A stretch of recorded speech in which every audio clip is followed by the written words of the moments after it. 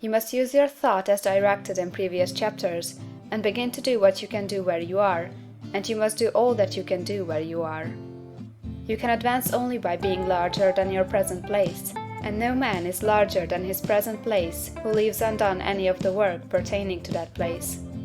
The world is advanced only by those who more than fill their present places. If no man quite filled his present place, you can see that there must be a going backward in everything. Those who do not quite fill their places are dead weight upon society, government, commerce, and industry. They must be carried along by others at a great expense.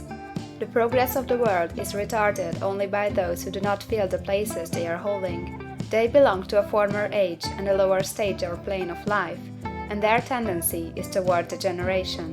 No society could advance if every man was smaller than his place. Social evolution is guided by the law of physical and mental evolution. In the animal world, evolution is caused by excess of life. When an organism has more life than can be expressed in the functions of its own plane, it develops the organs of a higher plane, and a new species is originated. There never would have been new species had there not been organisms which more than filled their places. The law is exactly the same for you. Your getting rich depends upon your applying this principle to your own affairs. Every day is either a successful day or a day of failure, and it is the successful days which get you what you want. If every day is a failure, you can never get rich, while if every day is a success, you cannot fail to get rich. If there is something that may be done today, and you do not do it, you have failed in so far as that thing is concerned, and the consequences may be more disastrous than you can imagine. You cannot foresee the results of even the most trivial act. You do not know the workings of all the forces that have been set moving in your behalf. Much may be depending on your doing some simple act. It may be the very thing which is to open the door of opportunity to very great possibilities. You can never know all the combinations which Supreme Intelligence is making for you in the world of things and of human affairs. Your neglect or failure to do some small thing may cause a long delay in getting what you want. Do, every day, all that can be done that day. There is, however, a limitation or qualification of the above that you must take into account. You are not to overwork, nor to rush blindly into your business in the effort to do the greatest possible number of things in the shortest possible time. You are not to try to do tomorrow's work today, nor to do a week's work in a day. It is really not the number of things you do, but the efficiency of each separate action that counts. Every act is, in itself, either a success or a failure. Every act is, in itself, either effective or inefficient. Every inefficient act is a failure, and if you spend your life in doing inefficient acts, your whole life will be a failure. The more things you do, the worse is for you, if all your acts are inefficient ones. On the other hand, every efficient act is a success in itself, and if every act of your life is an efficient one, your whole life must be a success. The cause of failure is doing too many things in an inefficient manner and not doing enough things in an efficient manner. You will see that it is a self-evident proposition that if you do not do any inefficient acts, and if you do a sufficient number of efficient acts, you will become rich. If now it is possible for you to make each act an efficient one, you see again that the getting of riches is reduced to an exact science like mathematics. The matter turns then on the questions whether you can make each separate act a success in itself, and this you can certainly do. You can make each act a success, because all power is working with you, and all power cannot fail. Power is at your service, and to make each act efficient, you have only to put power into it.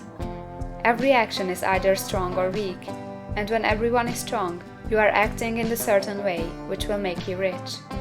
Every act can be made strong and efficient by holding your vision while you are doing it, and putting the whole power of your faith and purpose into it. It is at this point that people fail to separate mental power from personal action. They use the power of mind in one place and at one time, and they act in another place and at another time. So their acts are not successful in themselves. Too many of them are inefficient. But if all power goes into every act, no matter how commonplace, every act will be a success in itself. And as in the nature of things, every success opens the way to other successes.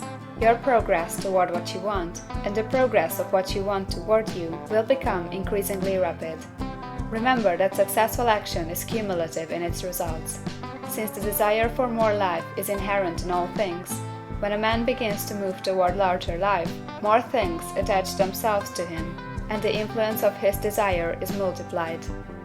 Do every day all that you can do that day, and do each act in an efficient manner.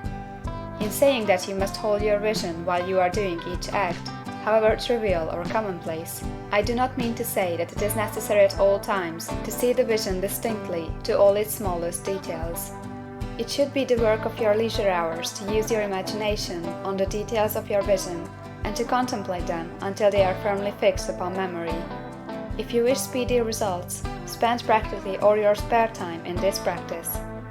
By continuous contemplation, you will get the picture of what you want, even to the smallest details, so firmly fixed upon your mind, and so completely transferred to the mind of formless substance, that in your working hours you need only to mentally refer to the picture to stimulate your faith and purpose, and cause your best effort to be put forth. Contemplate your picture in your leisure hours until your consciousness is so full of that you can grasp it instantly. You will become so enthused in its bright promises that the mere thought of it will call forth the strongest energies of your whole being. Let us again repeat our syllabus, and by slightly changing the closing statements, bring it to the point we have now reached. There is a thinking stuff from which all things are made, and which, in its original state, permeates, penetrates, and fills the interspaces of the universe.